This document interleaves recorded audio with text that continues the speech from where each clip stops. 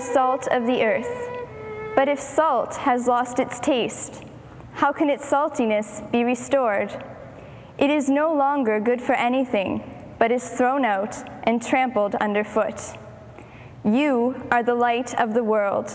A city built on a hill cannot be hid. No one, after lighting a lamp, puts it under the bushel basket, but on the lampstand, and it gives light to all in the house. In the same way, let your light shine before others, so that they may see your good works and give glory to your Father in heaven. The word of the Lord. Thanks be to God. It seems to me that in this teaching, Jesus is revealing a very deep truth to us. He is announcing that he needs us to accomplish his saving work. Indeed, Christ needs our voice for his message to reach others. Christ needs our hands for his healing to touch others. Christ needs our hearts for his love to embrace others. As I think back on my own life, I can see how others have mediated Christ's presence to me, how they have brought me into contact with the saving love of God. I think of my own parents' faith life that stood and still stands as a quiet, powerful witness to God's love for me. And I remember teachers who helped me understand aspects of the gospel message. I recall a priest who called me out of my selfishness and into service. And I still marvel at the risk a friend took in following Jesus radically, and how that example urged me to do likewise. I think of the many young, loving couples whose marriages I have blessed, and whose commitment to faithfulness strengthened my own faith and hope. I have been and am surrounded by a cloud of witnesses who have touched me and enlightened me and brought me to Christ. This is all part of God's will, that we should be salt for each other, bearers of Christ's healing love. In the same way that others have been Christ's presence to me, I must become Christ's presence to others.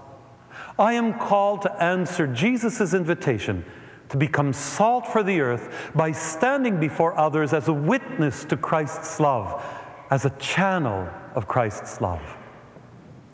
I think this is why Pope John Paul II has often called the family a little church, or a domestic church, because in the family, we learn to be salt for each other.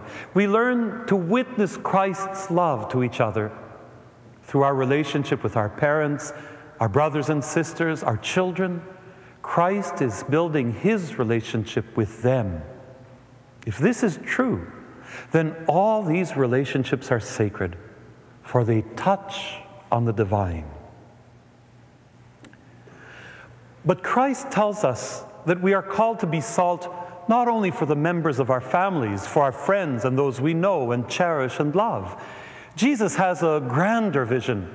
This poor itinerant preacher is telling his small band of disciples that they are to be salt not only for their family or their neighbors, not only for members of their country or of their religion, but for the earth. What a challenge for the church today. What a challenge for each of us. Since the Second Vatican Council started 40 years ago, and even before that, the Church has undergone a real examination of conscience. Among other struggles, we have tried to move from being too much of an organization to becoming more of a community. We have tried to move from a purely personal religiosity to a more fraternal type of religious life. This was and is important, essential even. Yet, the danger is that as communities, we become focused on ourselves. Have we forgotten the first teaching of Jesus to his disciples? You are salt for the earth. We are not Christians for ourselves. We are Christians for the world. But what does it mean to be salt for others? Let's take a look at the uses of salt in the traditions of Israel. We'll discover that there are three ways we can be salt for others. The first way is revealed to us when we remember that for the Hebrews, salt was a cleansing and purifying element. Newborn children were rubbed in salt to cleanse them. The prophet Elisha used salt to purify a corrupted well. Salt was a symbol of the destruction of evil. So when the disciples hear Jesus call them to be salt of the earth, they know that he is calling them to work at cleansing the world, purifying it. What does this mean? Well, to begin with, it means recognizing that the world needs to be cleansed and purified. Accepting that evil is active in the world is not being negative or pessimistic, it's being realistic. Having recognized that evil is around us, we must accept that we can do something about it. Some people recognize that the world does need to be changed, but feel powerless to do anything about it. Yet the Spirit of God is within us, empowering us to fight evil, to overcome it, and to transform the world. Yet we need to do more. For salt not only purifies, it conserves. Societies that have no refrigeration use salt to preserve various kinds of meat. Salt cod is still a treat in the Maritimes. This conserving power of salt was specifically acknowledged in the Hebrew Scriptures. It became a symbol of faithfulness and permanence. This is why all baked goods brought to the altar of the temple as a sacrifice had to be sprinkled with salt as a reminder of God's faithfulness to his people in the covenant. And the covenant itself was sometimes referred to as a covenant of salt.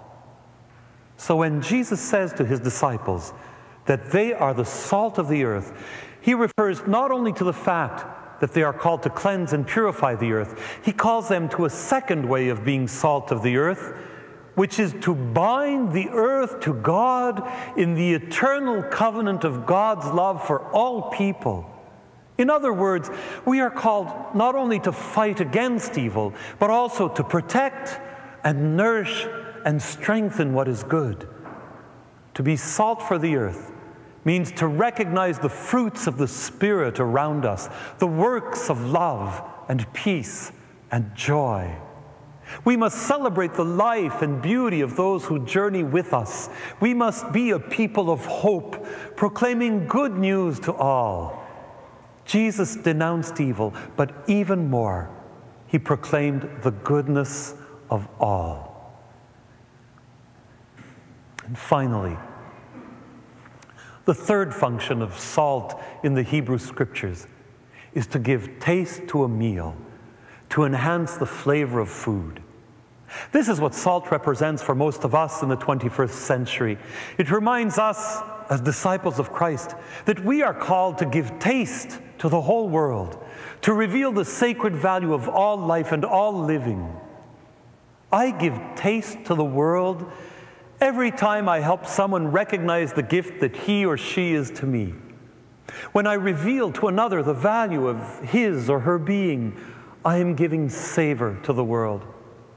When I celebrate the commitment of a person or a group that seeks to remedy a terrible situation, when I recognize the accomplishments of an individual or of a movement that's making the world better, I am being salt for the earth. Yes, to see the worth of a person, to recognize the value of an action, to celebrate and encourage and rejoice. This is how I give taste to the world. This is how I am salt for the earth. And so these then are the three ways to be salt for the earth: to banish evil, to preserve the good, and to enhance others' experience of life. At the beginning of this Holy Week, let us keep these truths before us: that we are meant to live for others, and that through our living for others, Christ reaches out to them, and that we become salt for the world by cleansing the world of evil, by strengthening the goodness in the world, by seasoning the world with the love of God.